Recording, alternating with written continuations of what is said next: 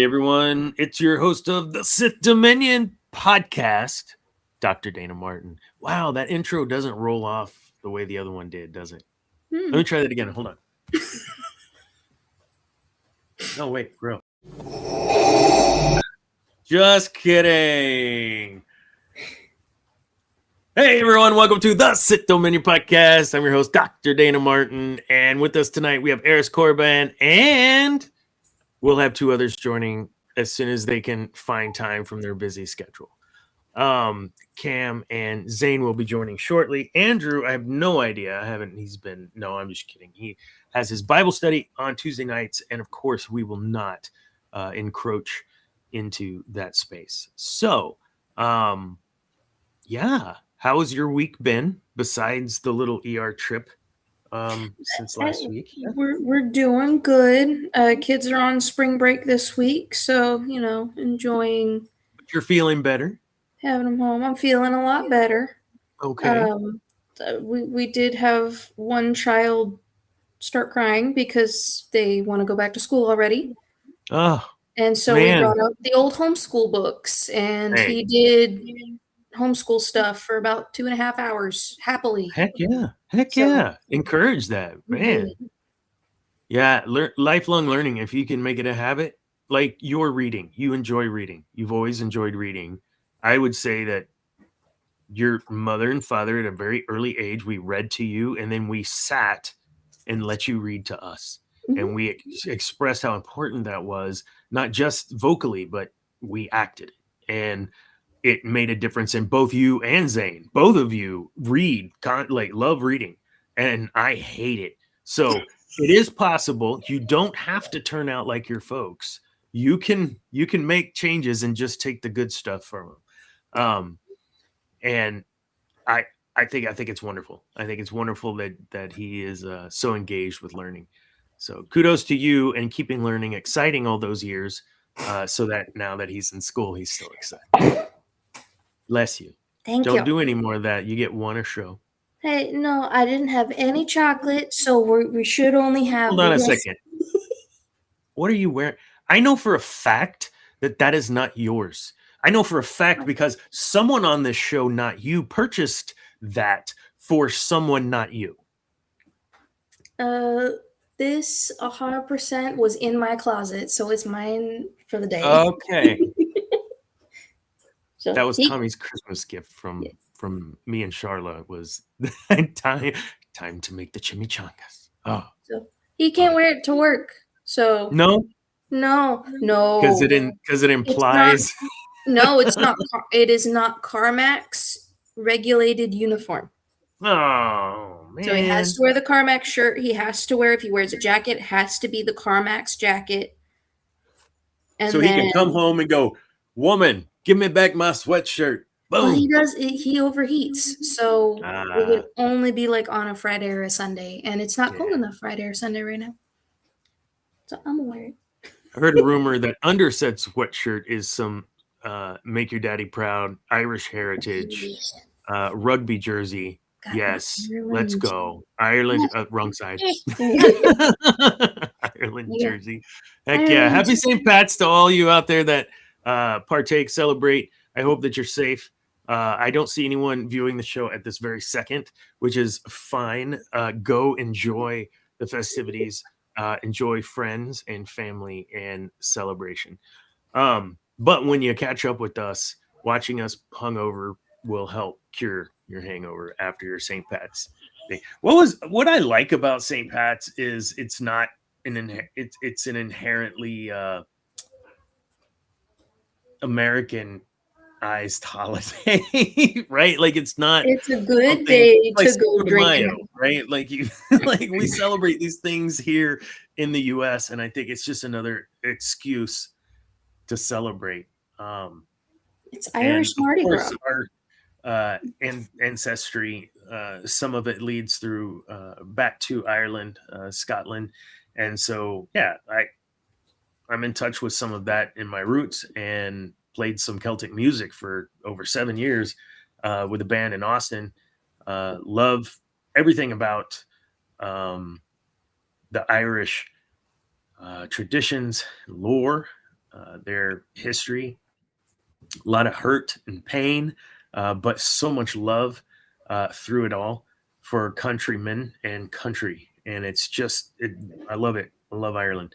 And I pray that they at some point can fix their internal woes that they continue to have and have for a century now. That being said, welcome to the show, Lord Master Zane. Zane, I got this. You're wearing a wristband. First of all, were you already out pre-gaming? No. Yes, already at a. Were you at a pub? One. I got 3 questions. Were you at a pub? Yes. Did you drink Guinness? Yes. Did you drink Jameson? No. Jameson, 2 pitchers of Guinness. So you had a second pitcher of Guinness. Okay. Yeah. My boy. This is. He is forgiven. My dog. Yes. Well, I'll lift up.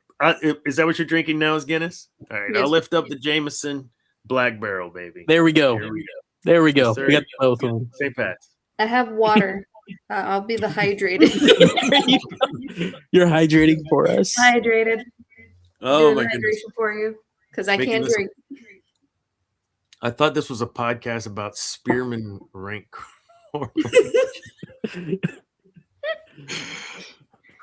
What's up? Is that FO? Oh, heck yeah, dude.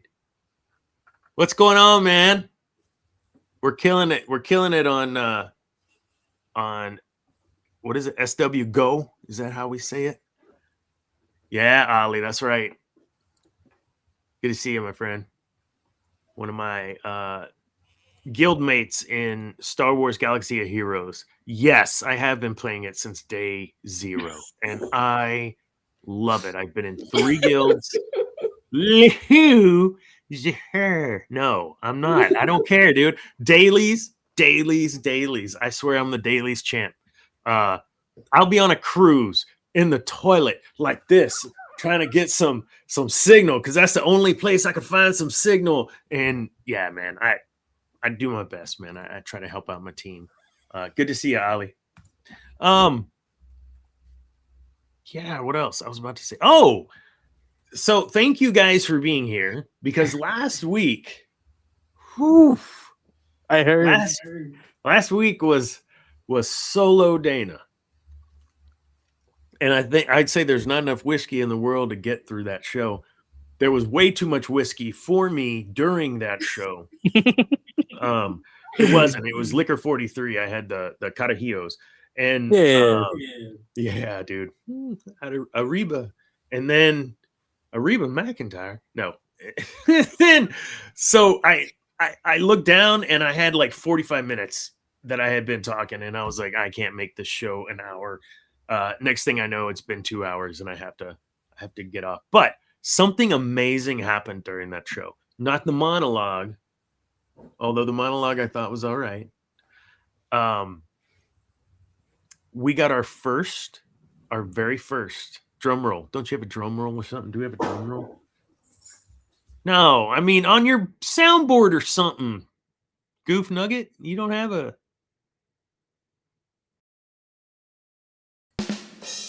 No, that's okay. Here we go. Is there an awe? I can't wait. I need an awe. Okay, I got it. Okay. We got on that episode our very first dislike.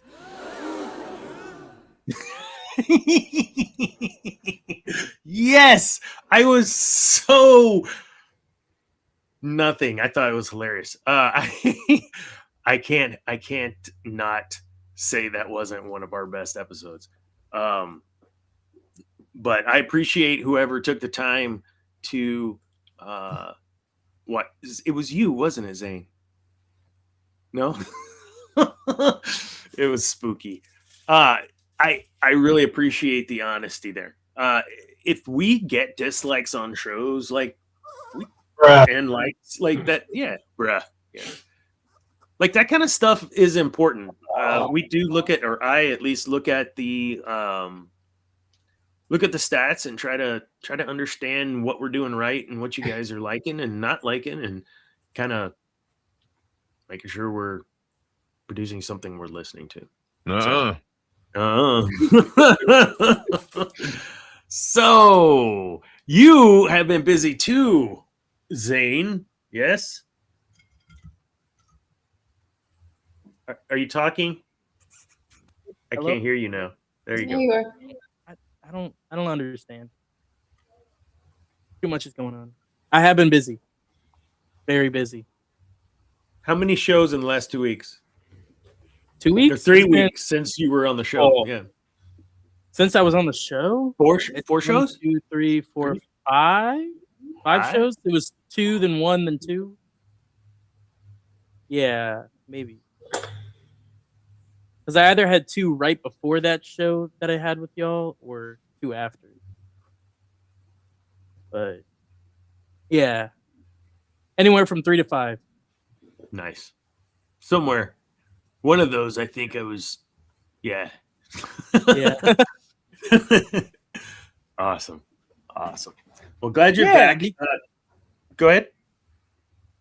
Sorry, I'm trying to reason it in my head. Because last week I was up in Oklahoma, and that would have been the one I missed. And the week before, so 5. Yeah. No, 3.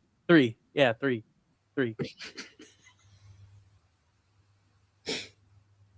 Or good. I honestly do not. Oh my God. This reminds me of the recording of live at Sean Patrick's in San Marcos. I don't think that bar exists anymore. Sean Paul's. I was just there. No, it was Sean Patrick's when I was there. That's what I'm saying. I don't think it's the same They bar. probably changed. I bet it's the exact same spot. They just changed the name. The stage is like to the front, like on one long wall, and on the other long wall across from the stage is the bar, and then there's seats all. Yeah, dude, I got some photos, man. I'll try to find them on Facebook. They kind of. Well, is it outside or inside? Inside. Talking about? Then no. Okay, never mind then. Yeah, everything else is outside now. So, but Sean Paul. This was, God, dude, this was like 2005, 6, something like that. This was a while ago.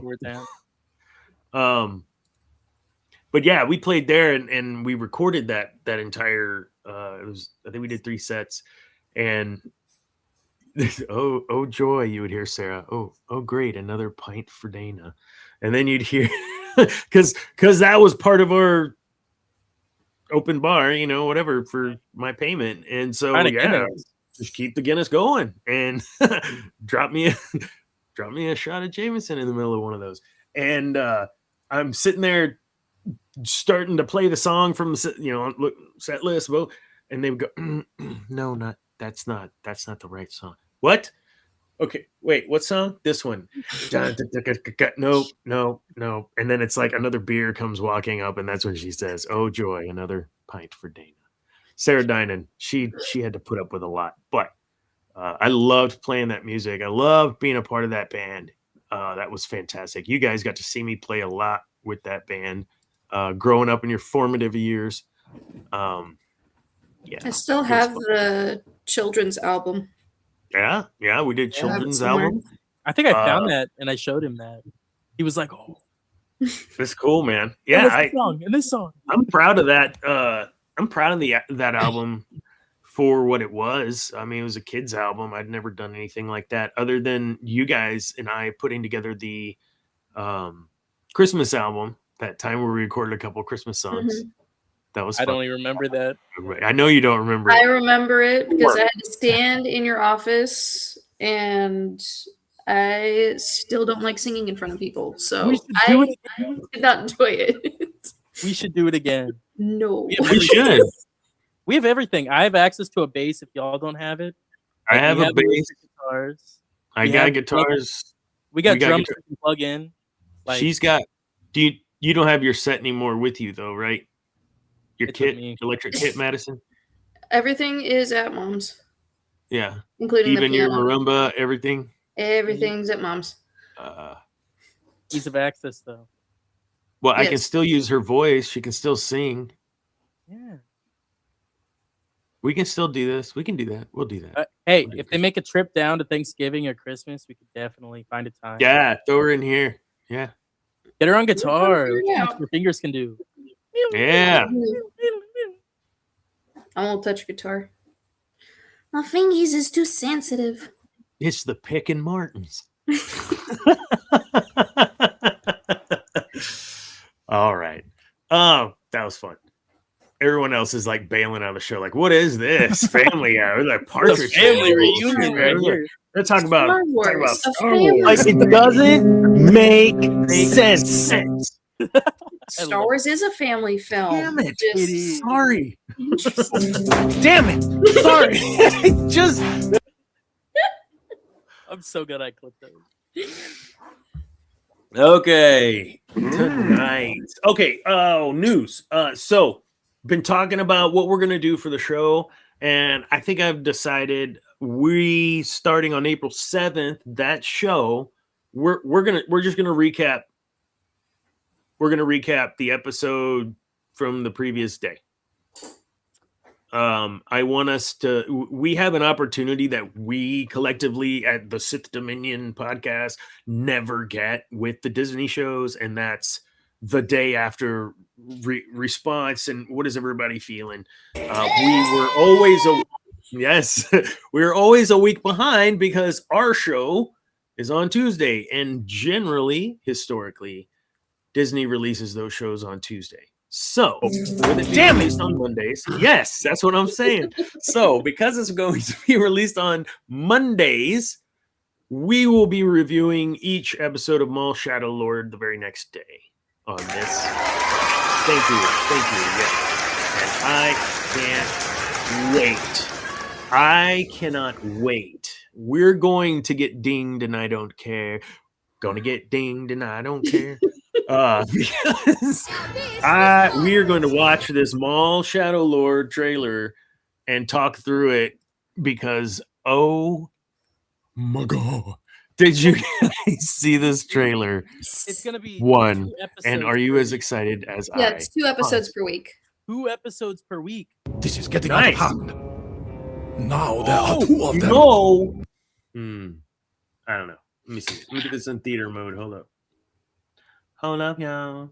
Oh, before we do that, I do want to share something. And Spooky Jawa, if you're listening before or after the live, let me share this. I went and looked up our loyalty program. We haven't talked about this in a long time. And we have a loyalty program on TSD. The more you watch, the more points you earn. And you earn points by watching. Now, Twitch, Facebook, and YouTube all kind of had various rules on how you gain points. And this is all live. So if you're listening after the fact, sorry, there's no way that I have with this system to do this. But if you watch us live, you will accumulate points. Your username accumulates points. And as you accumulate points, the first person that gets to a certain number, arbitrarily, whatever I decide, in the past, we've given it to 100. You get one of my books that I've authored, whether it's the being a rebel in the business world, or pardon me, what was the other one? 101. See this Oh, one? no, the Sith one. The Dark Side Journal, or the 1 Minute Wins. This is the big mama. 1 Minute Wins, 101 different wins that you can walk through and take 5 minutes out of your day and learn and grow. It's pretty cool. Yes, Jay's Wing plays. You are earning points. So I want to update everybody because Spooky, I called you out. You did he? Yeah, he won the book, the one book already, and was on his way to win the second book. However, he's stuck at 66, and this is not because of some funky order 66. The Streamlabs, whatever, like they redid stuff, and it turned off the tabulation. And so I just realized that today. So I'm turning it back on. So all of your live, when I say, I'm sorry, let me circle back to the YouTube, Twitch, and Facebook all have different rules on what accumulates points through Streamlabs. And so some of it, like with YouTube, if you're watching there, you have to put a comment every 5 minutes or that timer stops. That's the only one I'm aware of. I think there are some other rules for the other. Either way, we want to give away crap. So watch, earn loyalty points just by watching, and I will send the win. I get with the winner via DM, and we'll work out your address, and I'll shoot you a book from Amazon. This book that I'm giving away right now is The Path to Domination, I think, right? Mm-hmm. Yeah. Is it? Is this the one I'm giving away? That's the last one I remember. No, because the 101 or whatever came out after. Oh, yeah, the 1 minute wins, because I had just released it. That's right. So 1 minute wins, volume 1. Take control of your growth journey 1 minute at a time. There's also a podcast that goes along with this that's free as well that you can listen to on Spotify or wherever you get your podcast. Okay, enough of that. But we do have the loyalty program back. There you go. We will start accumulating points again. Sorry, Spooky, to put all that on hold. You were in the lead handily. Okay. Now. Maul.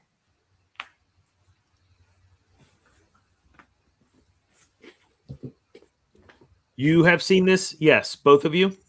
Yes. All I want from you right now is a thumbs up or a thumbs down after watching the trailer. Did you? Yes. Thumbs up, thumbs down. Your first impression.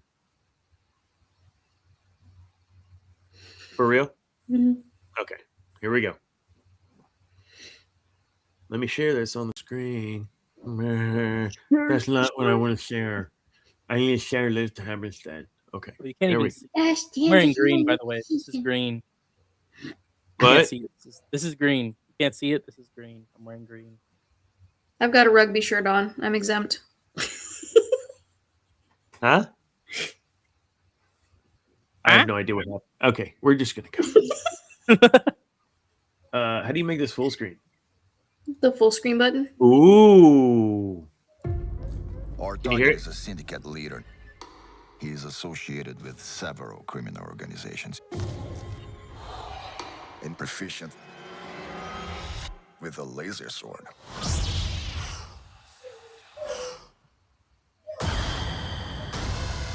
Yeah. That right there. Holy crap. Hold on. Time out. That.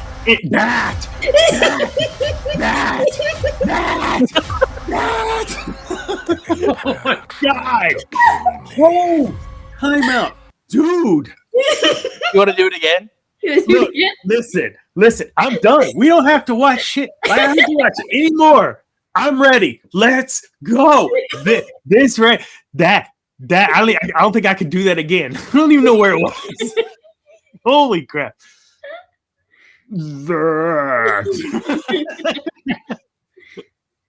Here it is. Oh my goodness. Oh man. Tried to kill me. That is just Betrayal. oh son of a I gotta see it one more time.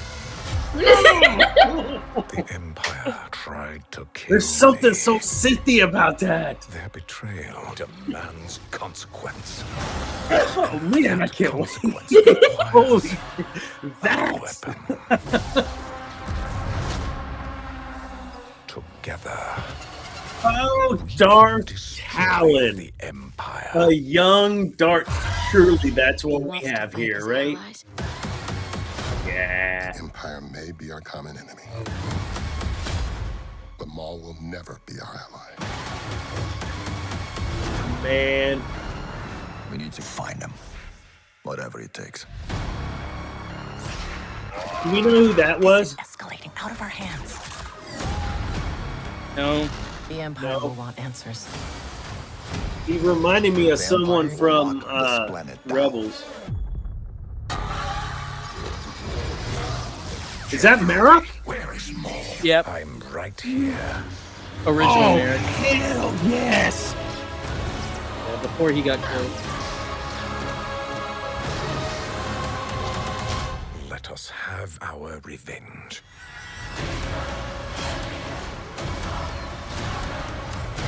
Go!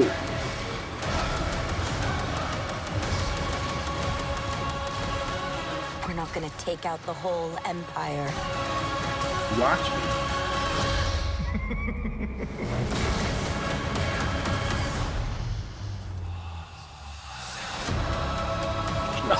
We're gonna get peak Maul, guys. Oh no, not this. Are you not excited for that as well? Dune 3. I enjoyed the first one. I feel like after reading the book, watching the first one, seeing what they're doing with the movies in the second one, I feel like you didn't have to make it 3. You could have done this in 2. And I feel like there was things in the book that I felt was kind of filler that now in the movies I kind of feel are filler. That's all. I like it. Well.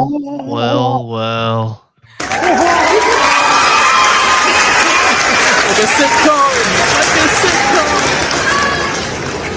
Dana, I'm not wearing green. You might have to pinch me. Who you pinch? Is that Piet down there? What are you in the pit? You pinching Piet in the pit? Say that 3 times. I did have a green beer today, if that counts. Good for you, sir. Good for you. Welcome back to the land of the living and not East Texas. Yes, sir. Good for you. Hey, pay attention, Zane. Something important. We just watched the Darth Maul trailer, the latest and greatest, last one. Hell yeah. Before I played it, I asked, just simple thumbs up, thumbs down. You hype for this show? So for you, Cam, yes, no, hype for the show before you watch it. Like you watched it, you good? Yes, no. Oh yeah, no, I'll be there for sure, no doubt. There is a moment in that trailer, in the very beginning. Bring it up. No, Yeah, okay. let me see what you don't like, bro. All Yeah, right, come on. yeah, it probably is the most incredible. Somebody clip it. Oh, it's getting clipped after. Yeah. Do you hate it, or is I it need like? that audio? Oh, I freaking love it, man. It's Oh, okay. like 100%. He's just stabbing his creators. That's all he's doing. Where's my Real. share? It's right You there. just did. How'd you lose it? Yeah, it's right there. Yeah, there it is. It's right there. That He one. found it. He found it. All right, let's check this out, bro. Okay. I'll tell you when I was like, okay, I'm done. I'm done with the trailer. Oh my god! Okay. Hell yeah. I'm in. I don't need to watch anything else in this trailer. That right there. Lucasfilm, give that man a race. Holy shit. That was amazing. Okay, I'm good. Nah, that was pretty cool. Do it again. When Do it again. I watched it, I was like, oh shit, that was a cool transition. God bless it. The Empire tried to kill me. Their betrayal. Hell yeah. Yeah. Get him. Yeah. The Freaking Empire love it. tried to. Okay. Not like that. No, in all seriousness, I saw that and it was like, what the shit? And everything after that sprinkles on the cupcake, man. I didn't even need it, but it was awesome. No, shout out to Lucasfilm on this one. I think this is going to be pretty solid. Don't mess this up. I'll speak too soon. I think it's gonna be pretty good. Real. I think Let's they got the right peeps around it. Listen, I feel like we're gonna get to see Darth Maul peak. Like, for real. I said that Yeah. wrong. Peak Darth Maul. Like, we're gonna see what we listen. I'm not gonna say I don't have the pool brush, and I'm freaking like Star Wars kid, being Darth Maul, because dude, Darth Maul was the shit. He was awesome. I do hope they're done though after this. Like, I don't know if that's bad, but like I With kind of hope. Maul? Yeah, like Yeah. I don't want him to kind of go down this rabbit hole of like Ventress, It's like we just kind of keep getting it shoved down his, like, I think this would be a cool like one-off story, like, however they decide to do it, and then let's do a little something new. Like, I don't know, how about you give us something noteworthy in your own sequel trilogy timeline with this style of animation, and it can give us something, you know what I mean? But like, I don't want to keep seeing them all in stuff, like kind of keep going, recycling, I guess, if that's the right word. Maybe not. Yeah, I mean, I can see it. It's just Maul really hasn't. His whole gap between Clone Wars and Rebels is just empty. We don't know how he got there. And I think even if you did a few seasons of the show, the most you could do is bucket up to the cameo in Solo. Yeah. But maybe it's just for books. Maybe they just really need a book for that. Because what's the planet what's the planet they find him on in Rebels? Was it Malachor? I feel like, I don't know why I'm thinking of that name, but that feels like Malachor 5. Yeah. Like, I mean, eventually he has to get there, but it's like, we don't need to like fill in every gap, I would say, like, for a character. But I feel like if they're gonna give us this show, I mean, it looks good. It's kind of, I mean, it comes out next month. It's kind of a little quiet, but I mean, I think it'll be good. I just like let them be done. Let these Clone Wars legacy characters rest. Try to give us something new, or try to expand your. I don't know, fellas. Hear me out here. I was thinking about this when I was playing. I recently replayed the Battlefront 2 campaign with the DLC. I read that Kylo comic I sent in the Wayfinder this weekend, man. I'm kind of a little bullish. I was telling Josiah, he called me a word that I can't say on stream. But I mean, I could, but Dana probably wouldn't like it. But I'm kind of a little bullish on them kind of doing some stuff around the sequel timeline. Give it to me. I'll watch it, see what you can do. I think there's something there. Even if they don't even do like any of the main characters, like, I think there's some cool stuff there. I feel like Rise of the First Order. I think that'd be kind of cool. I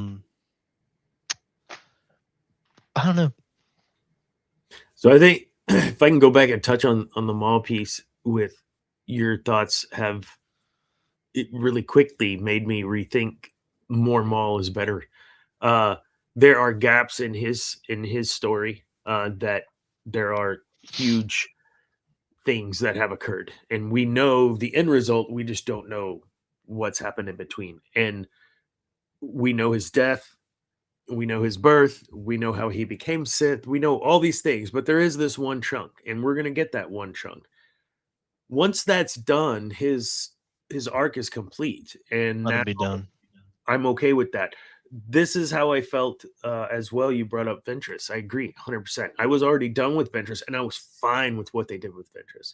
I didn't particularly like that extra little bit they threw in and whatever. It kind of changed her a little bit in a way that I didn't prefer. Yeah. And so I think once you have all the holes plugged in the dam that is Lake Mall, then let's just leave it. Oh, well, there's these other little tiny things. And so what? Leave it to the fan fiction, leave it to the whatever to fill out, right? Write a book, like you say. For the comic. Yeah. And so when we had Luke at ROTJ, I watched the last 30 minutes of Return of the Jedi today because why not? It's some of the best cinema there is. Oh, in the 80s. oh, You mean good Revenge stuff. of the Jedi? I was doing a little research, shall I say, for the show for tonight, our main topic, which we will get to. One of those three things we're throwing out there is Luke striking down Palpatine. What would have happened? And so when I look at Luke's story wasn't complete, and so we had books and we had other forms of media and games and whatever. But now, like it or love it, leave it. It's his story, his arc is complete. Sorry, his end is complete. We know his beginning. We didn't know his beginning. We now know his beginning. We know what happened in the in-between because of the Kenobi series. We know some of the stuff that happened in Tatooine with Dak and his friends and all this stuff in the rebellion. But we can get a book for that, right? And there is talk of that in some of the books that I've read of him having flashbacks to some of this stuff before pre-height of rebellion. But his end wasn't there. And so that to me is the difference of like a Maul at this time and a Luke Skywalker, the way that they had him end in the movies at that time. Now that he has an end, we have a gap that's missing, and I need that filled out. I don't know what they're going to do or how they're going to do it, but I need that filled out. But I don't need anything else. Like, I'm good. Don't like, once that's done, I'm good. I don't need any more Luke because you've already screwed him up. Am I making sense here? So once we've got the complete, we don't need any more. Han Solo, we really don't need any more. Yeah, there's a little gap. It'd be fun to do like a comic series on what happened in between that. Yeah. But that's it, man.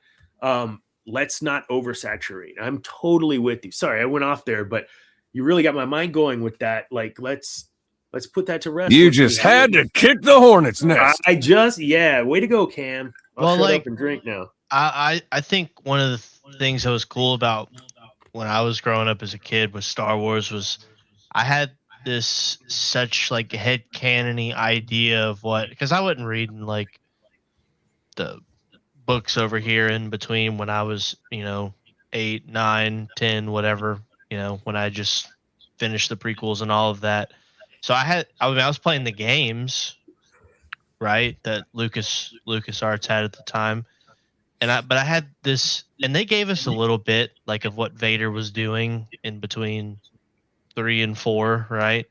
But I had this such headcanon-y idea about just Vader going around the galaxy and just hunting Jedi. Like, I'm like, to me, until really more Lord Cam started picking up the stuff, like that's literally what I thought. I was like, Vader just went and found every single Jedi in the galaxy that he could find and just took his sick lightsaber through their chest, and that was what he did until we get to A New Hope. And I think that was one of the cool things about Star Wars from like being a kid's perspective of like, you have this headcanon, right? And like sometimes like when you're reading certain novels, like for me it was like the Percy Jackson series, and like when I was a kid and like playing out like headcanon-y type events in my head of like there's that imagination I think that you're missing, and it adds to the mystique of it a little bit. Whereas when we get nowadays and it's like, and it doesn't help that like Kenobi for the most part kind of sucks, but it has some good parts in it. But you have some other parts you're like, man, that sucks if that's canon. But like, you get the part at the end, you're like, oh, it's cool. Whereas like, for the most part, we were like, oh, he says that line in A New Hope. Like, did they meet, or like, it's so ambiguous enough to like it could be the end of Revenge of the Sith, or they could have ran into each other sometime in between, but we don't know. And then we now know what happens. But like some lore and some mystique of it's like I don't personally like really want to get into depth of like Maul's crime syndicate stuff, all that, him like sending out goons and doing whatever. It's like give us a little mystique to it, or give us a comic that, like Filoni doesn't really care about books or comics. He has no problem retconning them. And so it's like, give us a comic. If it's cool, it's cool. If it's not, 95% of the fan base isn't going to care if it sucks. Yeah. Whereas with a TV show or a show, like probably 70% of the fan base is probably going to see that and have an opinion on it. So then it adds to the burn a little bit more, I guess, when these type of medias suck. Whereas a book or comic, it's like, yeah, you got the one Kenobi book that talks about a certain little 2025 or no, probably 2022 political era thing with how Kenobi and his relationship status. And it's like, yeah, I don't really have to read that and consider that canon in my head. Whereas like, it's kind of hard to argue the Kenobi show as far as canon. So give us a little mystique, man. Don't like tell me everything Maul was doing from Revenge of the Sith to where we see him in Rebels. Like, I'm good. Like, give me a good show, but don't just like they can't be everywhere. That's kind of how Ventress felt to me. Like, she's just everywhere. She's just in meeting these random people in these important shows, and it's like, what? Okay, yeah, I recognize her, but like, why is she here? Why? I care about the Bad Batch. I don't care about Ventress. So, speaking of giving us animated series, I am very stoked at the announcement that Nathan Fillion made concerning Firefly and the entire cast coming back for an animated series. What does that look like? I don't know, and quite frankly, I don't care. And I think that's a good example of a fan base that was left wanting, right? Did you ever watch the Firefly series and movie, Cam? no, sir. It's not ringing a bell. Highly recommend. It's so it is by far, in my opinion, top 5 single season series of all time. Oh, hell yeah. It only had one season. It was Joss Whedon's masterpiece. Yeah, I said it. Masterpiece. Nathan Fillion. To be fair, Joss Whedon was pretty good. Oh, he's got some good stuff. I thought early on, especially, so out of the box in the show. So good. Probably Nathan Fillion's best word. Some of his back, amazing. Gina Torres, amazing, and Alan Tudyk, a young Alan Tudyk. Oh my God, he's so amazing. You would totally love this, man. And it's 12 episodes, short hour episode each. Easy cram session. But there is a movie after you watch the series. Watch the movie Serenity, and then you're done. That's all there is. Do you have to watch it? Oh God, dude, I'm a leaf on the wind. Oh, dude, so 2002 to 2003. What a time! You know what took its time slot? This is American Idol. That was the first season. American Idol overtook the time slot. It was a Fox program. Took that time slot away, and they just killed it. Yeah, isn't some of the episodes their release orders? Yeah, the train is the one that was released first, but it should not have been. It's like number 3 or something like that. But I think they have the real way wherever you stream it. That's how that they have them laid out. Yeah, dude, it's good. Bro, I'm sorry, I'm like kind of just watching like clips of it. Bro, there's just a certain like just like how these shows from this time, TV shows, they just have a certain look to them. Yeah. I miss it. I miss Yeah. it so Oh much. my god. I saw a meme or a video where the dude was like, "There's a problem with movies today that I don't think everyone's really discussing, and the problem is what you just said. They look better. Like there's this look at the effects, right? This explosion and this and that, and when we're watching it back then in the 2000s, even early 2000s, we're watching something that after we've seen it, we're like, man, how'd they do that? Like, they rigged this and exploded that, and the car jumped here or whatever. Now we know how they do it. It's some nerd at a keyboard, right? They're not spending the money on the practical effects. The lighting is different. Everything is washed now, like oversaturated now. Where back then it was more, not sepia, but it was just there was It was a warmer. more warmer tone to the film. It's the change of the bulbs. Once you hit just- LED bulbs, suddenly everything got true. whitewashed. True.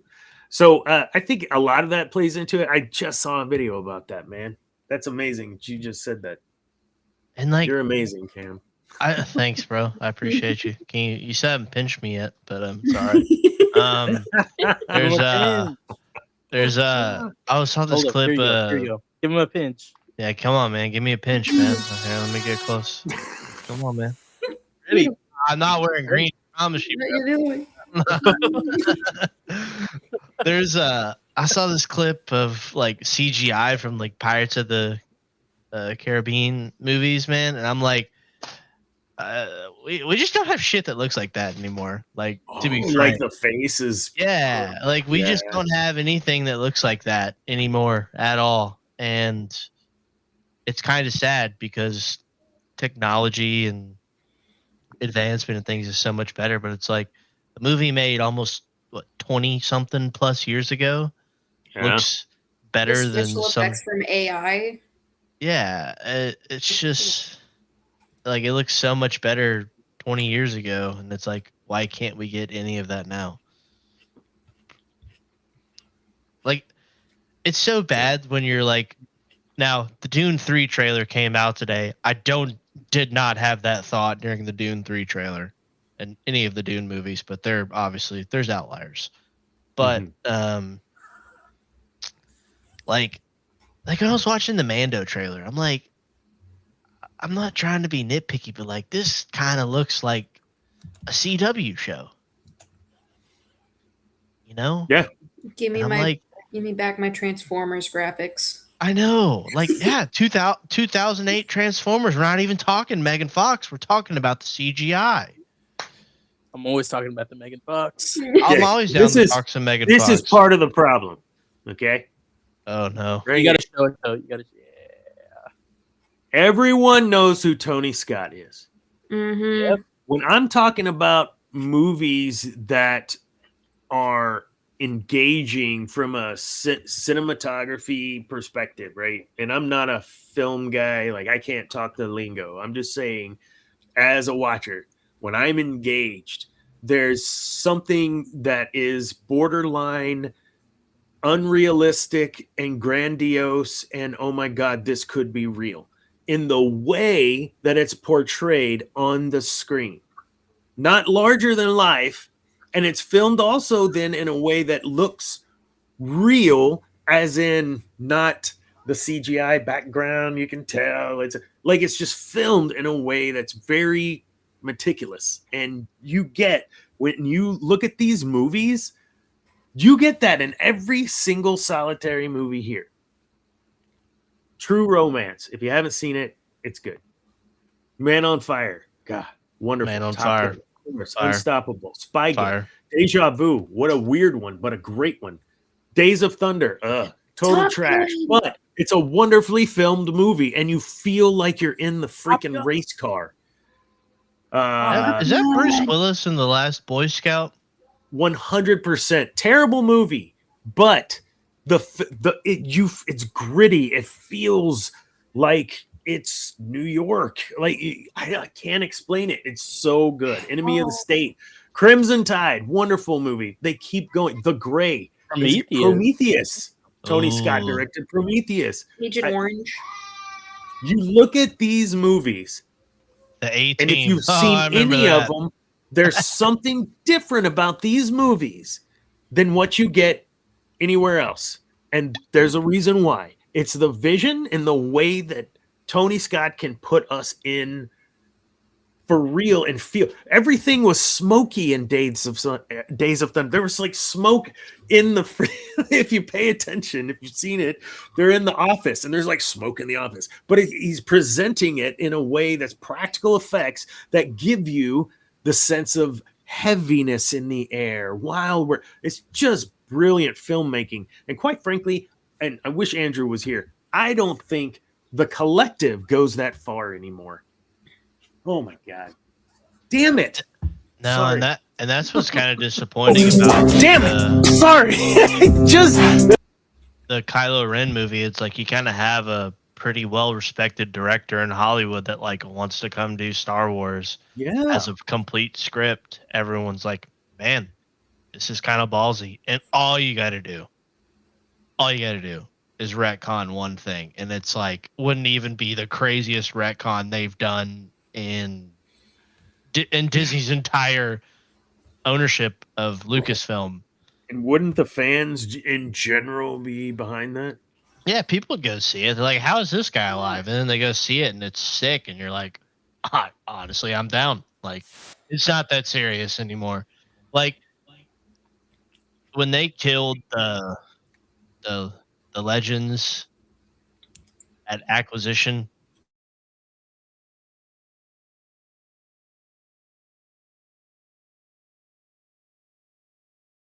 Playing Battlefront 2, bro, and I'm like, give me more Kylo Ren. I'm reading the comic, this short ass comic this on Sunday, and I'm like looking at Woods like, you're gonna say I'm crazy, but I would totally like to see more Kylo. Unbelievable. I know. It's crazy, man. We've come a long way from when I even started the pod. But they're like, they just don't want to do it. It's like, no, we're gonna give like I don't know, not to keep bashing on her, but like we're gonna give stuff to the girl that did the Acolyte, you know, or Dave Filoni live action that looks like a CW show, and I don't know. Yeah, I remember when TNG was in syndication. Excuse me, I was in college, and we'd watch that every evening. We'd watch Next Generation, and it was like that's totally what that reminded me of. Like the ship flying in and all this, and the even watching that in the trailer in the theater, it felt like just an episode of Star Trek. It wasn't anything spectacular. We'll see. What is this? I listened back to the pod from when I watched the trailer. What is this? What is this? Couldn't believe what crap I was watching, man. One of the things I wish we would go back to, and this is more like media as a whole, is I was watching a YouTube video on like the 90s, like Disney the DC animated universe stuff that they did in the 90s, which I'm sure the three of us at some point watched on a Saturday morning. And you know, there was something so like aura is definitely a word that could be used, but there was a certain level of like, this is the show, right? And like it's a kid show, but like there's adult themes going on, but we're not gonna like tell you what's going on. Like this is the show, here's what's going on, and it's awesome. Like Avatar Last Airbender has a lot of stuff like that. Yes. And I just feel like we're missing that now. Like I just feel like when I watch new stuff now, new shows, I feel like there is no going back to like the mystique, the aura of the show. Like there's just not a lot of stuff that has that anymore. I think Dune had it, Top Gun Maverick had it, Oppenheimer. It's a freaking movie about an actual historical person, and it's got like its own aura to it. And it's like, can we get filmmakers and TV people to like, I don't know, grow a pair or whatever, and like make something good, be unapologetic about it, not try to like dumb down your audience and talk to them like. I understand people have the attention span of Instagram and TikTok reels now, but like, give us something good, man. Give us something like I want to turn that thing on and keep watching. But I don't know. It's just kind of like movies and TV. Like there's just no aura, man. There's no aura, Dana. There's no aura anymore. We need it back. You need to be able to, if you're releasing 2 at a time. I finish episode 2. I need to be like, oh my God, I gotta wait a whole freaking week. Back like in the day, we used to have to. Like Facts, that bro. sort of feeling, not can I just wait till it's complete and then I'll just cram through it and get the content, right? Like, like that's what I felt like for Acolyte. That's how I started with Skeleton Crew. I ended up really enjoying it. That was a good show. But I'm with you, man. It's frustrating, man. It's frustrating because our time is precious, right? Like we choose what to do with our time more so than our money. Our time is worth way more, and I choose to spend this time on Tuesdays with my 2 Eris and Lore Master and Cam, friends and family, because it's important. And talking about Star Wars is the sprinkles, right? Like we get to talk about Star Wars and have a good time. What we're gonna sit around the TV and watch Star Wars. This is a family bonding moment, or just for you and your wife, a family bonding moment. For just the dude chilling on alone playing on his computer. Hey, I want to pull it up and watch it while I'm playing Rocket League. Like enjoy the time. Right? I don't want a show that I feel like I have to crank through just to get content. And that's what I'm starting to feel like. We got what ifs. I'm going to have to crank through these, see what they're talking about. Visions or whatever. Got to crank through these, see what I got to. I think we're getting to that point, brother. Yeah, Marvel like kind of checked. I mean, they had everyone's blueprint, but then they kind of checked everyone's dope at the same time because you had to like. You had to watch some like dookie Disney Plus 15-minute show short to understand what's going on in the next Ant-Man movie. And you're like, brother, what? I don't want to have to like freaking feel like I'm studying for a dissertation or something to understand what's going on at my next Marvel movie, bro. Like, I didn't have to do that. I just go to the cinema once every 3 months and stay for the end credit scene. And you're like, oh, dude, they're making Thor 2. Or like, oh, that's the dude from the Hulk movie. And he's here talking to him. And you know what I mean? You good? What'd you break, bro? Oh, he spilled beer. Oh, he spilled beer. Did you just spill your Jameson? My sign fell off my. Oh, here's your sign. Well, looks like you got to chug a beer on stream, brother. We'll wait. We'll wait. We'll wait. You got time. I don't have beer.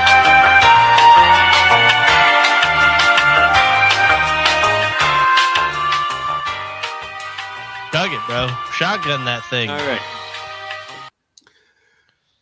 right. Wow, we spent an hour talking about nothing. Yeah, my bad. And it was fun. That was probably our most productive hour in a while. I came in late. That's on Cam, me. Before you came on, I shared a bit of news. We had a first on our YouTube channel.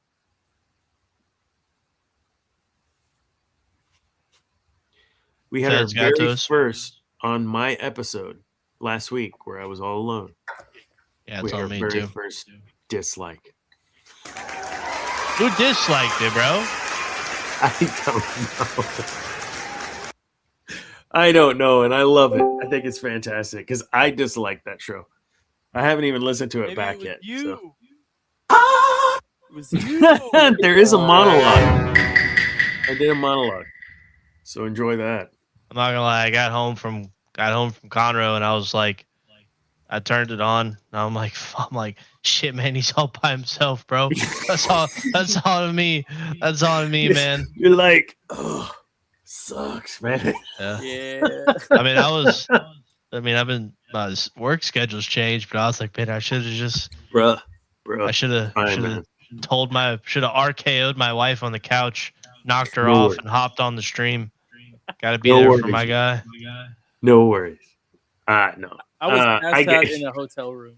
If I can't carry like a retreat for a solid day, I can do that. I can't carry a show for an hour. Bruh. I low-key feel like that might have been the shortest TSD show in like since we've all been doing it together. I feel like it was 2 hours. Really? 2 hours? There's no shot you went 2 hours. Yeah, dude. Let's see. I thought it was like an hour and a half. Okay, maybe it was. I thought it was like 2 full hours. That's a long time to talk to yourself. How much you had to drink, bro? A little bit. Well, and I mean, you forget, like, I work from home alone, so just I'm talking out loud. Like, that's a thing. I don't get to do that all day. Let's see. I feel like it was an hour and a half. Bro. Let's see. It was 25 minutes. Whatever. Yeah, I'm like, bro, there's no shot you were yapping by yourself for 2 hours. I mean, that's I still got tired. an hour and a half. That's a long time. It's still an hour. You can talk. Yeah. And Zane's like, yeah, I've been in trouble before, and he'll talk. He'll talk. Now, I'm not trying to lecture you, but you are. But you are. But I'm not going to say you are, because I like all this where it's at. I'm just going to say it right here and shut up. Yeah. I'm not lecturing you 3 hours later. What? I remember those lectures of being in your office and then it would be 3 hours? No, I would get in lecture trouble to at play. lunch, and then Mom would call us down for dinner, and I was still in the office, and you were still talking, and I had not said a word. No, that's not true. Zane remember? No, Zane. I barely remember anything in that house. That's not true. I remember that because you'd get caught up telling the same 3 different stories from your childhood. Was I drinking? Probably. Hey, man, What's up, Spooky? Were your ears burning? We were talking about you at the beginning, man. There was a problem I found with the loyalty program, and it was not calculating points. I have fixed that. So starting today, all of those points will continue to accumulate. You are still at the top with 66, order 66. So Spooky, you're still in the lead to get the new book, 1 Minute Wins, Volume 1. Take control of your growth journey 1 minute at a time. Yeah, really. Oh, they fly now! They fly now! They fly now! Wasn't saying that. So yeah, let's get on. Yeah, our first dislike, solo show. I'm fine with having a dislike on a solo show, and I appreciate your. That's why he's the GOAT! The GOAT! That's why he's the. Oh, yep. Okay, not the GOAT. You know, not the mama. I'm not the GOAT. Here we go. Huh? So our first what if that we're gonna look at. I know we've done a what if show on a couple of things, and I think it's fun to touch on this once in a while. I don't like the way Disney does it, quite frankly. I like the way we do it. And we're gonna talk about what if Leia went to Tatooine and Luke went to Alderaan. What might that look like? How might that be different? And we're talking about how Luke now grows up royal and Leia grows up in the desert. She becomes more of the survivalist, Rey, and then he becomes more of the prim and proper, whatever, leader. And trained, you know, more in the diplomacy stuff versus then, as I said, survivor, scavenger, able to leap tall. But no, um, I think if we think about this, it was hard for me to wrap my head around what that really would look like. Yeah, you've kind of checked my dope with this one. I'm not gonna lie. No, It's that's hard. real. It's hard, real. and I don't know why it's so hard. There's these other ones I think are a lot easier than this one. Go ahead, Zane. It's hard for a lot of reasons though, because it makes sense that they took the girl and that Luke went over to Tatooine because they needed a farmhand, you know, someone to help with their farm and everything. You need a guy to do that. That's just how those times were, you know. Oh, we're totally getting another dislike. Oh, I'm so excited for Way too based, but like, bro. Common But that's- gender roles of Way too era. bad. you have to think when you're out in the boonies, you know, what are gender roles? You know? That's 2 dislikes, bro. You know, about to get a third. No, Hey, but just keep that's- digging, bro. We're setting that's kinda- records. that's one of the reasons like it makes it hard for me because it is harder to think about how it would have been flipped having her go to Tatooine, especially if they would have needed someone to help with the farms and everything. You disliked it? Thank you. No, but from my point of view, what would have happened? I mean, it all depends on how the Force grows in Leia as well. Because if nothing else changes, that means Obi-Wan is the one mentoring Leia and all that. Would she have actually been interested in droids? I don't know. Didn't seem like she was much interested when she was in Alderaan. Okay. Is that Jack? No, Tommy's making dinner. He got home just a little bit ago. Yeah, I don't. My biggest difficulty wasn't her. It was trying to figure out. He's already whiny. He would be spoiled. He'd be a spoiled brat. Like, I mean, he I'm already sorry, is. Cam. but Sorry, but I'm totally disliking now, bro. That's He 3. would be a whiny brat. Except now he'd have a reason to whine, is because he'd probably get just about everything he wanted. but I wanted cream with my mocha latte. The slander's kind of wild, low key. But we were It's gonna kinda go to great. the Tashi station to get some power converters. It's kind of crazy right now. The slander on my guy. I can't imagine him as being. I mean, he's a farm boy. I want to. I'm trying to imagine him all, you know, in his duds, you know, his royal garb and whatnot. Would he become a royal pilot faster? Like, would he? Would he have become a pilot sooner? A better pilot? Would he become even? a rebel pilot faster and climb the ranks faster? Because now he's got the resources to actually go learn to fly and to join the rebellion. But what do you want to fly? I don't think you'd want to, bro. I mean, you think So the main reason that's why he one wanted of to the- go fly, ahead. he had his group of friends in Tatooine who all went off to the academy and everything. So would he have even wanted to? You know, he's not preaching to the choir anymore. It's just him. Does that I don't mean feel Leia like- would become the new big X-wing pilot? What I don't feel like I don't know.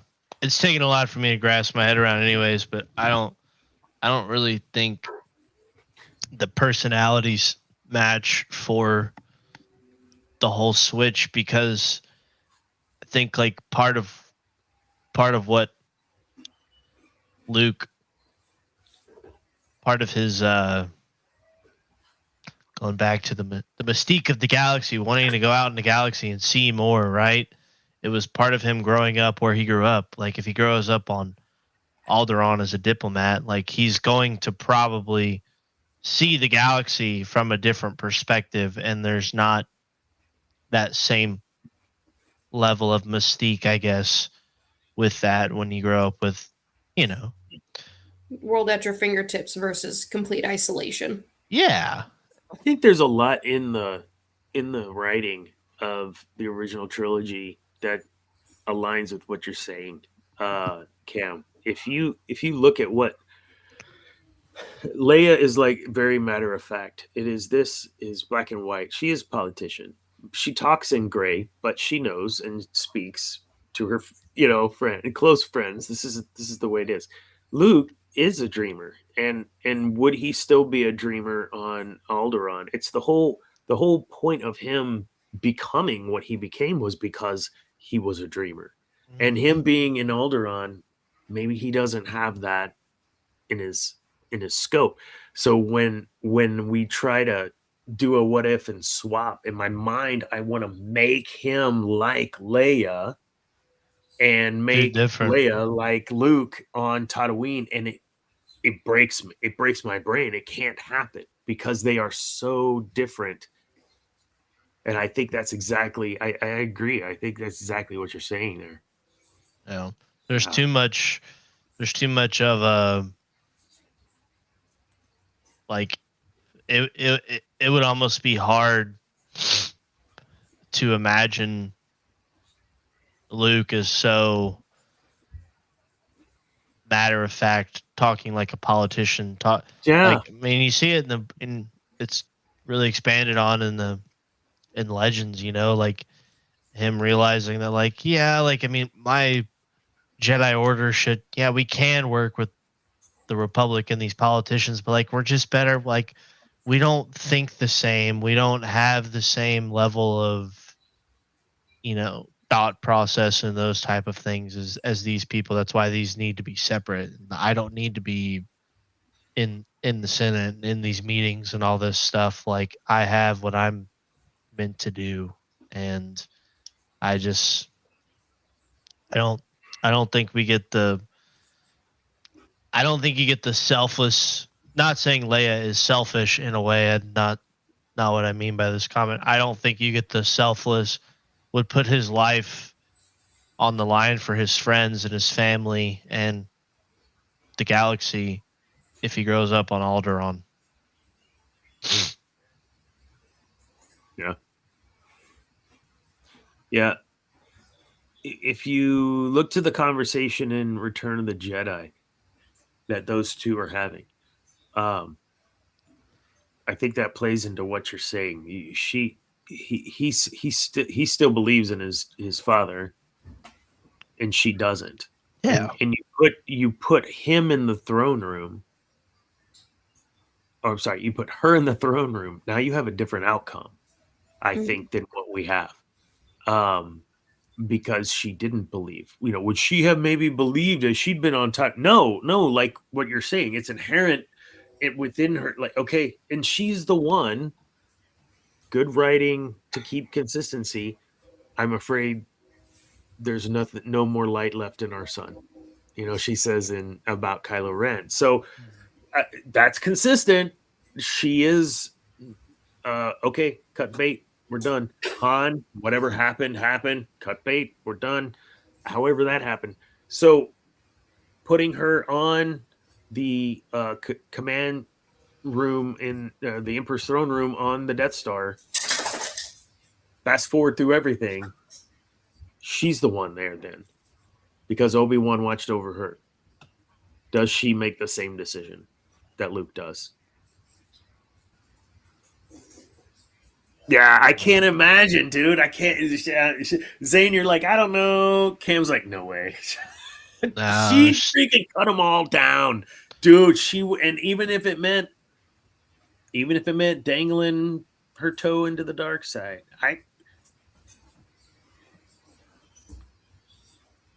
because she looks at it from here. These two, done. I saved these many more people because these two I've taken care of. It's the railway That's conundrum of change the track. How many lives are lost to try and save one? Yeah. But that's the politician mindset. I mean, she only gained that for being in Alderaan. So, that's do you though? I mean, I agree with you, but like, so yeah, the impact of Alderaan gives us some of Leia's personality. Sure, I feel like if Luke had been on Alderaan, but then somehow made it to Return of the Jedi inside the Death Star, he would have just killed them all. Because Alderaan, he's thinking for the greater good. I don't know. She's the tricky one, honestly. Jeez. That's tough. I didn't mean to break our brains, man. I'm glad we spent all that time on other shit because Yeah, that's a tough one. All right. Well, we're in the Emperor's throne room. We'll stay there. The second one is the other one. We'll do that one last. Here we go. Luke strikes down Palpatine in ROTJ. Now, I think it's important that I establish when. Okay. So when I wrote this, I was thinking when he does the crow, and Vader falls, and he takes his hand off and he falls. And he looks at his own hand, and he looks at his lightsaber, deactivates his saber, turns around, and has the conversation with the Emperor. At that moment, what if the result of that was not him throwing away his saber? Or if he threw it away, they have the conversation and he does some sort of Kylo Ren and slices the Emperor in half. Whatever. Point is, at that moment, Vader's defeated. He strikes down Palpatine. What happens then? I don't think that is too far-fetched to wrap your head around from Luke Skywalker. That's it. I mean, who has he killed other than the Death Star? Like, on the screen, who has he actually thrown his lightsaber into someone? In ROTJ, he kills a couple of people on the skiff.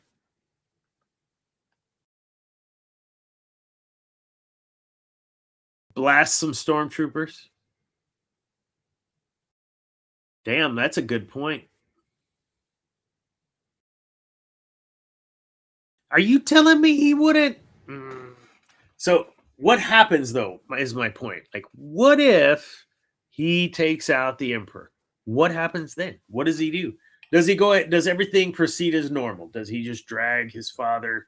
Or was it that important that his father be the one to save him? He might have dragged his father, but really, it was kind of that moment needed for Vader even to finally, like, switch.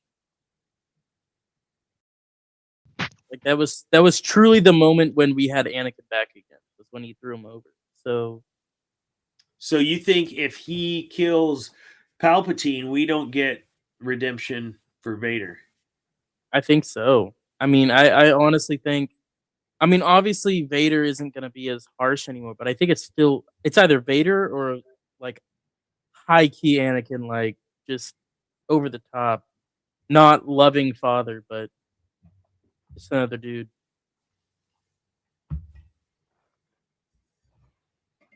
I don't know, man. I feel like I've thought about this a lot. Something tells me Cam doesn't think about this because it's not something Luke would do. But I've thought about it a lot. That's just kind of where I'm at. I feel like so you're saying like him and Vader fight. The fight still plays out the same, right? And then the Emperor comes down.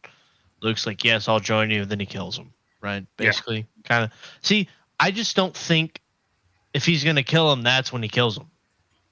I feel like the time to kill him, personally, in my head canon, I think that Vader is stopping Luke from striking down the Emperor when their lightsabers clash so that he does not go down the same path of what Vader goes down. That's your personal head canon. May not be the truth. There may be a book, comic. Hold on. Let's flesh that out, though. So in your head canon, what happens then? What happens if he does not stop Luke from striking down the Emperor? I don't know. Do you have the similar confrontation of where it's maybe Luke has fallen and it's Vader trying to, I don't know. Snap him out of it? Yeah. But then can he, in his current state, stop Luke from doing that? You know, I mean, I don't know. I just don't think it's something he would do, but like still. That's why it's a what if. Yeah, it's just I don't know. Some of them are harder, I think, than others, and for reasons that we're so attached to that piece of them. Like there's a piece of that in us, right? Too. And I can't imagine even writing all this stuff down. It was like, ugh. Like he would never strike. Like that's what makes Luke Luke is that he says no. He doesn't give in, and even in the moment when he starts to give in, he pulls back when he realizes he's giving in. Yeah. Well, it's like you have a father and a son tasked with the same decision in the final culmination of a trilogy, and one makes one decision and the other makes it's the wrong decision, and the other one makes the right decision. So yeah, I don't know. Awesome. I could just I mean, I feel like he probably gets some semblance of like Dark Empire in a way if he strikes down. But then it's like, does Luke just go off the chain? And then there's like this way of Vader trying to like connect with Leia or something to try to redeem, his son, redeem her brother. And it was Leia that saved him in Dark Empire. Mm-hmm. So I don't know. Maybe there's some like Vader training Leia in the ways of the Force, and to try to get her to help, to redeem Luke in a way, bring him back to the light. But I don't know. When you sent these topics, I really was like, yeah, these are pretty cool. And then I'm like, man, these were really hard to like wrap my head around at the same time too, So here's what happens in my headcanon if he strikes down. The rebellion still wins. But Luke becomes then the most powerful Force wielder known. But he does it in a way that's not, I don't know, it feels very Highlander-ish. like I took out that one, I took out this one, and now I'm all this. There can be only one, and I think that would make him, as you said, maybe he does start to kind of go off the chart. It changes your mindset a little bit, and because things happened in the way that they did, where it was more about the redemption of his father than it was killing the Emperor and saving his friends, than it was about killing the Emperor. And so because of that, it is hard to wrap yourself around, well, what would happen if he does take a different route? That vulnerability that occurs to dominate, that it's there. If you've ever had a position of power for any reason, some tiny inkling of something, I shouldn't have to do this. If you say that to yourself because of your title, because of whatever, one time, that everyone's fallible, even Luke, right? And so in a moment of weakness, who knows? You were meant to destroy me, not replace him, is kind of, I wrote that down. I find it interesting you took that path of the Vader kind of working it out with Luke, because I wrote the quote, I could imagine Vader saying, you were meant to destroy me, not replace him. And that is quintessential Anakin. Anakin? Whew, that's like a headache medication. Quintessential Anakin. Really. The compassionate Anakin that we all loved from the Clone Wars. and Luke saying ending chaos permanently is the goal. So he's not thinking domination, he's thinking safety and security for everyone around. So I'm with you, and I have this stuff here. I thought that was awesome. We're on the same wavelength with some of this. It's tough though, because we're attached emotionally to these characters for some reason or another deep down, and we've shared some of it, right? So to imagine them in a different way sometimes, especially in a way that might tarnish them a little bit, is tough to do. But I appreciate you guys reaching out. We have one more. I don't know what this is. Maybe this text right here is the lore master. Real quick. Where'd he go, bro? Yeah, internet drop. No problem. No shot, bro. No problem. He's like, ugh, the old man's actually making sense. I'm done. All right. Last one. Honestly, you handled the 2-man from your kids, 2v1 from your kids kind of well on the. A couple episodes ago, yeah. I mean, it definitely sounds like you were preaching to him, but you handled the 2v1 pretty well. I had to default to lecture dad. All right, now this one I think we can probably, because of the Clone Wars, entertain a little easier. Our last one is: what if Anakin confided in Obi-Wan and Yoda about the pregnancy, about the marriage? We know they already knew, and they, if you're that attuned to the Force, you're going to feel that. We just understand the Force in that way, at least as observers, as outsiders. But what would happen if they took it, say, to the council? I'm afraid Padme's pregnant. I've seen her die in my dreams. And instead of confiding all of that in with Palpatine, he does that with the council. Or at least with Yoda, to decide then what to do. Could you imagine that happening? One, knowing what we know of the Clone Wars, mostly with their relationship. And then two, what might that look like for Anakin and Padme? I can see him confiding in Obi-Wan and maybe someone like Plo Koon or Ki-Adi-Mundi. I cannot see him confiding in Yoda, because every time he has confided in Yoda, Yoda reverts it back to fear. It's always a lesson about fear. That's not going to get through to Anakin. We know it's not going to get through to Anakin. It never does, because he becomes defensive and says, I'm not afraid. Since he was a boy. He always says, I'm not afraid. He needs somebody else. I say Ki-Adi-Mundi because he is married and has wives and has children. Good for him. So he would be a good person to ask, like, how do you separate those emotions? How do you figure out? Because he's probably had visions of his wives dying. They're in a war. It's probably going to happen. And then you've got Obi-Wan. And that would be also a good connection point, because then Obi-Wan also has someone to talk about with the whole thing with Satine. They can lean on each other more with both of their relationships. So what would have been the outcome, in your opinion? Like, what would the council have done? Or what would have Obi-Wan done?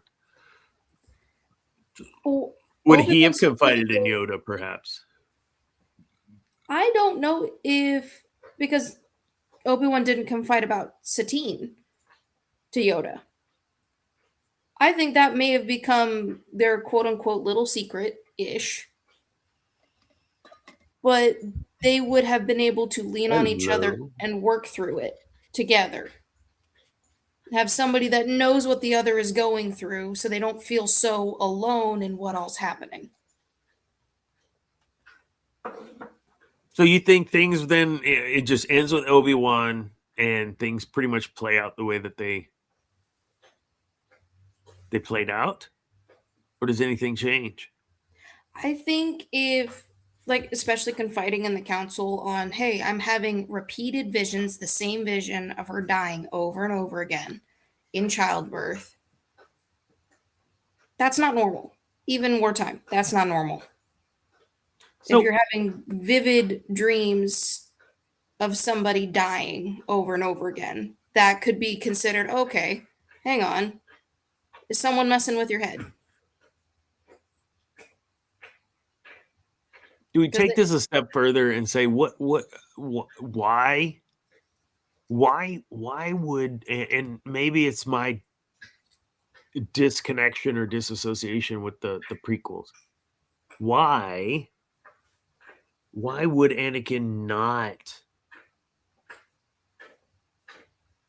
I get that you're not supposed to have attachment, but why would you not share that? I don't understand. I don't understand why he wouldn't share that with, like, Obi-Wan, for instance, he's known since he was a child. I don't. Well, What was he afraid of? Again, fear. What was he afraid of? Of not being a Jedi? He told her, I won't be a Jedi." So I don't think that's what it was. What was he afraid of in telling the council? I think it was well, you have to think of it from a certain level of he was, they Qui-Gon found this kid, right? And he's unlike anything that's in the history of the Jedi Council or in the Jedi history, right? So you have this 9-year-old, right, who's, a 9-year-old, right, from all things considered, and he's being told he's the chosen one, right? And there's this level of there's this expectation of what he's supposed to bring and all of these things, but he has attachments, he has these afflictions to things that the Jedi say he can't have. And for all his faults, like the reason why he doesn't tell Obi-Wan is because in the same breath he has Palpatine who's telling him that, you can't really trust the Jedi. Palpatine putting in these thoughts in Anakin's head, and truthfully, it's really sad when you think about it. All of the mind game manipulation Anakin was having to go through when really his thoughts of what he wanted are the most innocent, Yeah. reasonable things any husband, father, right, would feel.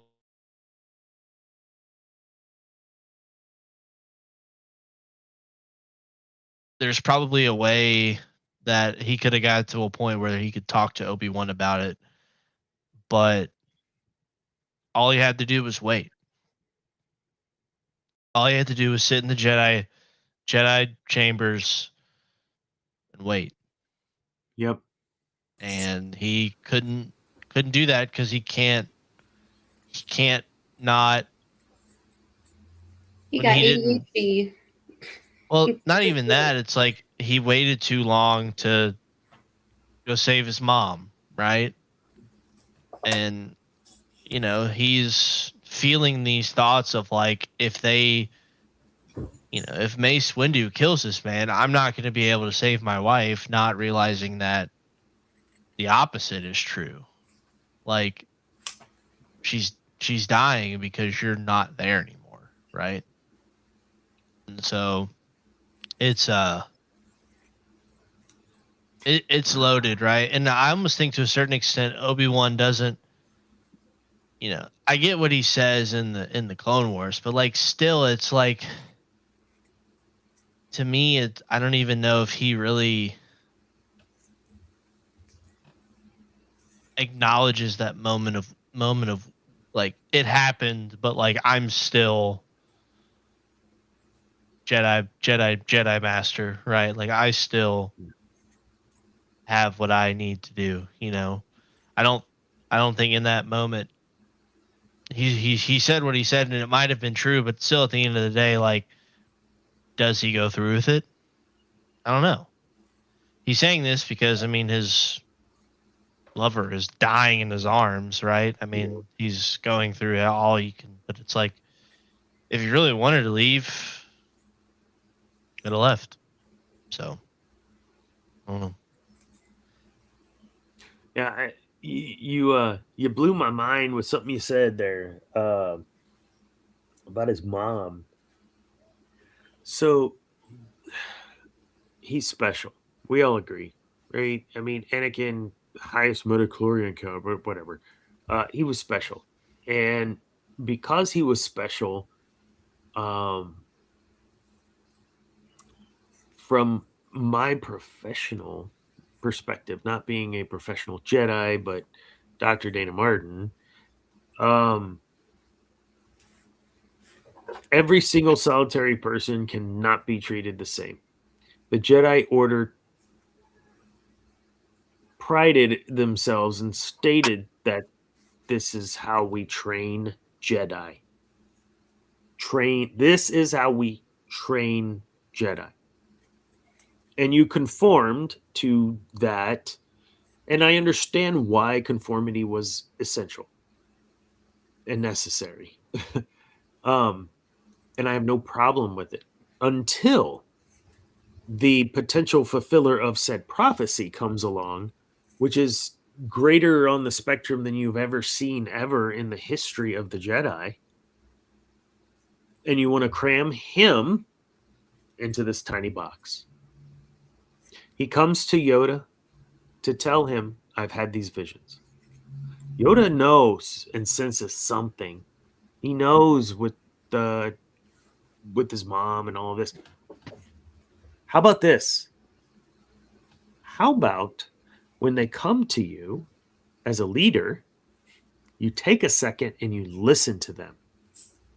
And when they've come a second time and you listen and they're saying the same thing, there's a reason. If he's that special, why wouldn't you have taken into heightened consideration the things he was telling you?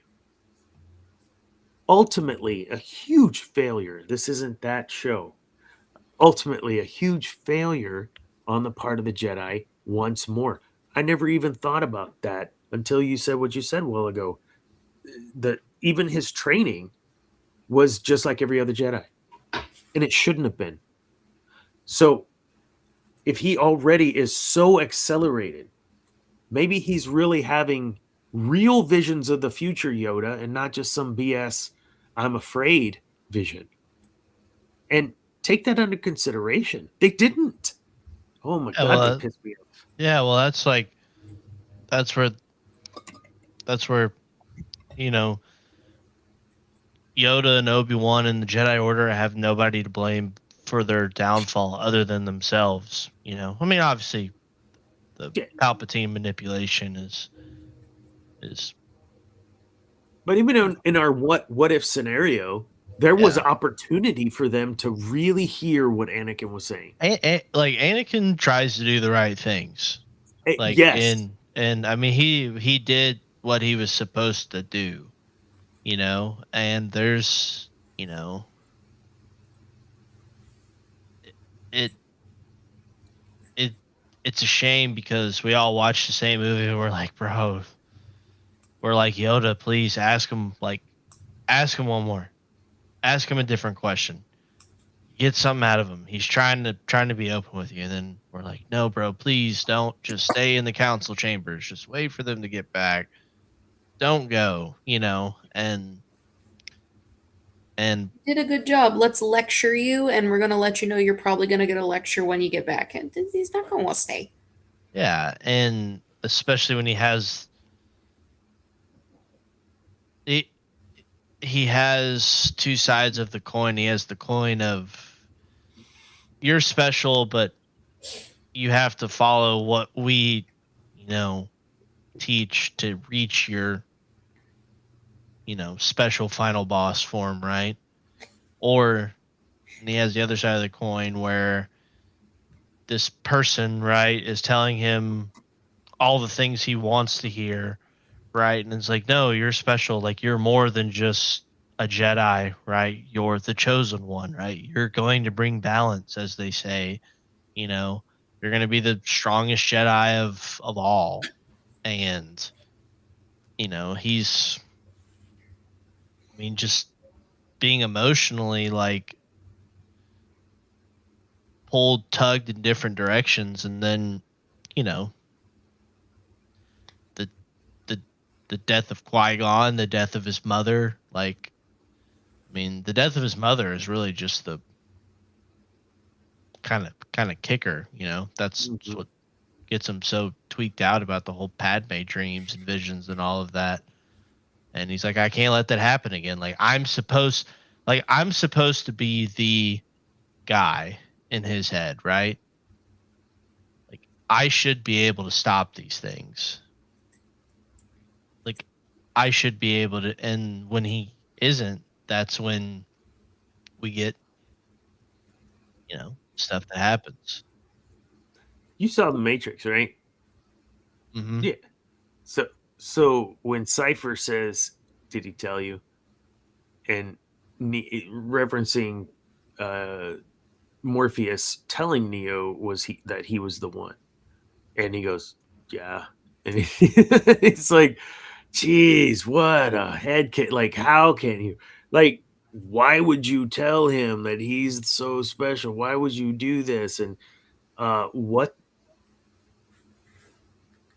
to your point, I think what happens is that Anakin then feels, as he says, I'm not the Jedi I should be, right? Like, I'm not worthy enough. I can't be enough. What they expect of me will never be enough, and I never should have feelings like this in the first place, let alone being told I'm the chosen. Yeah. And the How only are and you the supposed to go through your day to day? and it's ironic because the time where he becomes the chosen one, right? The time that he becomes everything that they thought he was going to be was just a moment where there was no force powers being used, there was no lightsaber being thrown, there was no, like, all he did was save his son from death. All he did was That's be all he had been himself. trying to do the whole time was save his family from dying over and over again. Yeah. And he brings balance to the force that way. Yep. There was still a lot of shit that happened to get to that point, but he still fulfilled the prophecy. He did. And to his, and I mean, it's a shame because then you also have the headcanon of, like, well, what if he does tell Obi-Wan, and Obi-Wan's like, I think if he just tells Obi-Wan, I think that they leave, like, he obviously has to leave the council, right? Mhm. There he leaves Coruscant, he leaves the Order, and then they just go to Alderaan or Naboo or wherever, right? And just raise the kids, and kind of that goes. But again, he has this thing of he doesn't want to disappoint, and when he can't save his mother, he feels like he disappointed her because he should have been able to save her, right? He's having these visions, and it makes him feel like less than a Jedi. And then he has this creepy old dude who has taken such a great liking to him and is checking on him and kind of being a yes man. And You bring me back my paper, damn it. yeah, but he's like, he's feeding into the ego, right? Yeah. That and how do you tell a 9-year-old, right? It'd be like if you told Zane he was gonna be, like, from birth, that he was destined to be, like, the drummer for, like, I don't know, the greatest rock band ever, right? Or something Dream like that. Theater. He's gonna be the replacement for Mike Portnoy on Dream Theater.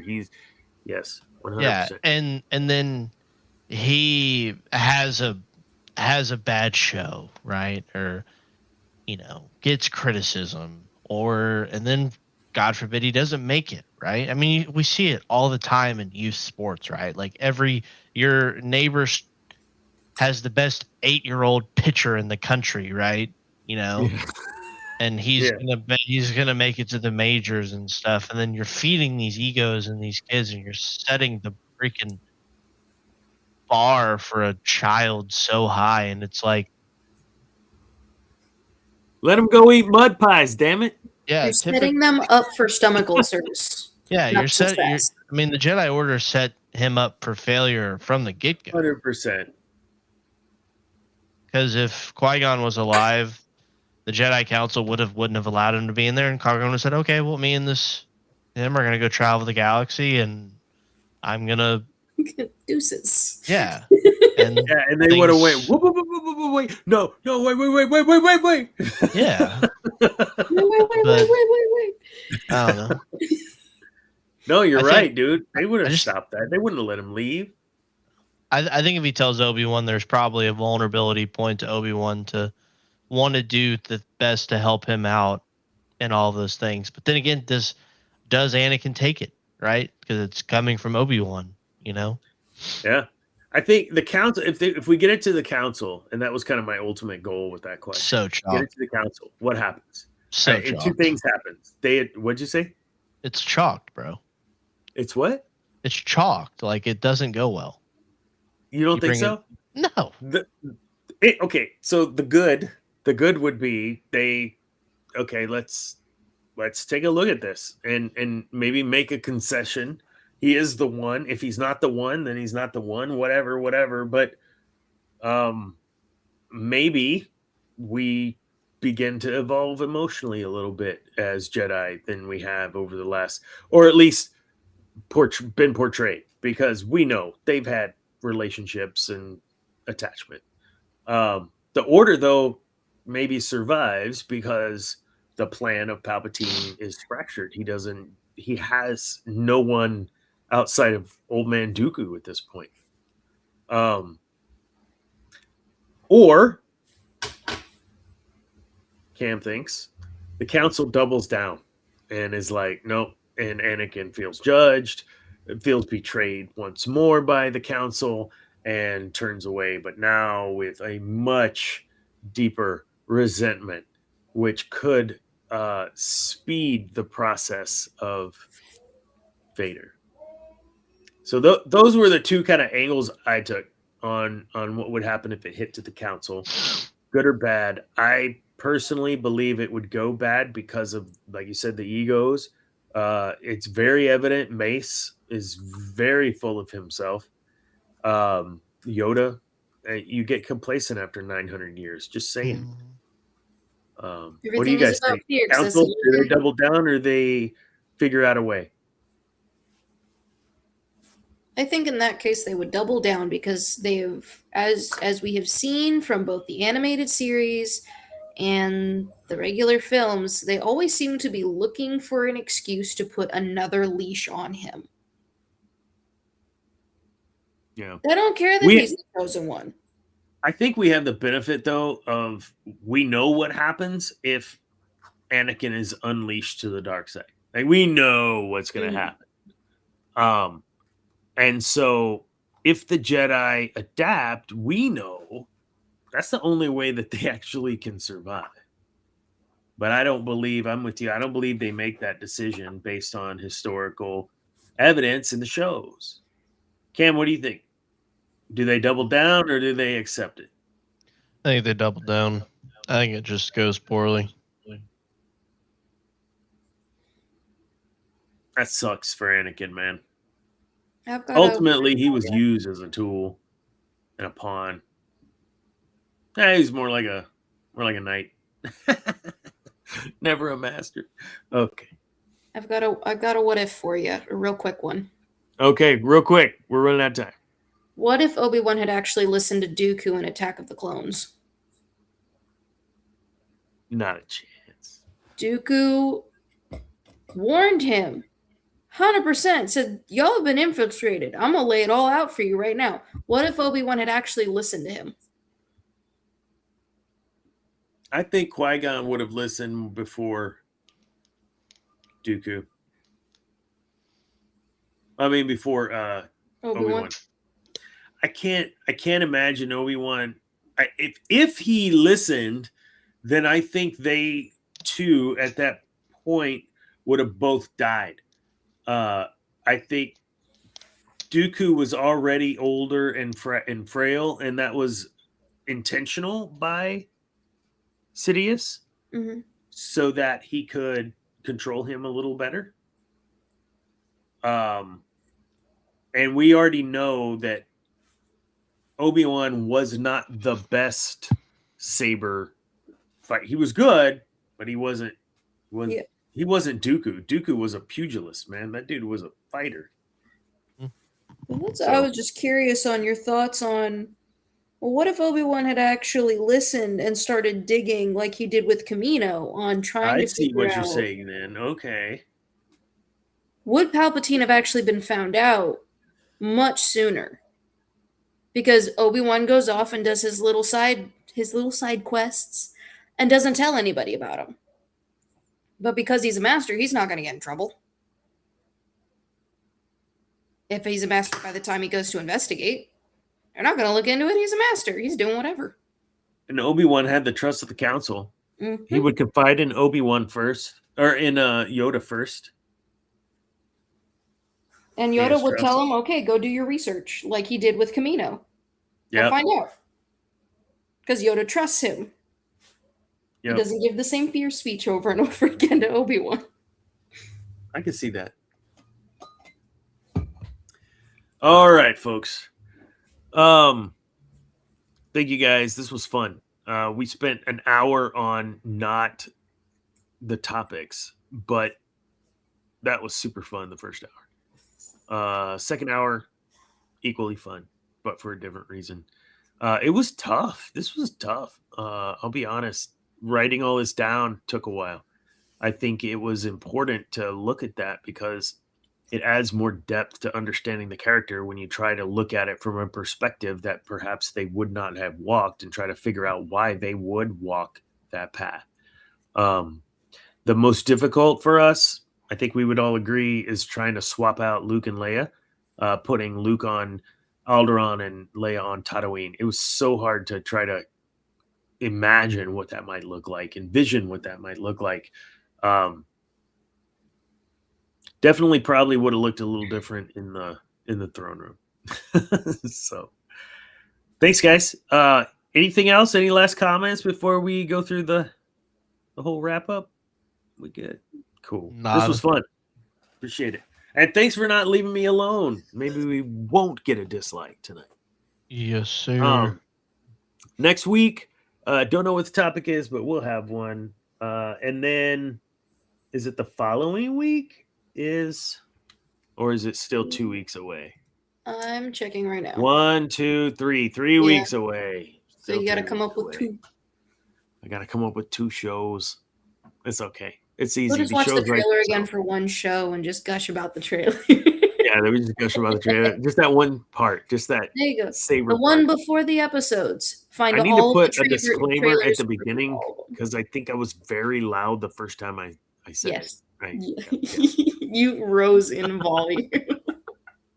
Which is why Zane and I lost it. Zane, as he said earlier, had several gigs in the last few weeks. He's got a couple more coming up. Go check out his Insta. I'll pop that up at the bottom. Scroller Insta is Zane Martin Music. Go see where he's playing and who he's playing with. He's playing with Thomas Babiak and a couple other bands. Yeah. Eris and Cam, thank you guys for joining. And have a happy and safe St. Pat's. All of you listening, enjoy your day. And always remember, wait, wrong show. I almost closed out as if it was the 1 minute win. What is it I'm supposed to say on this show? Oh, that's right. Remember, kids, peace is a lie. There's only passion. Good night.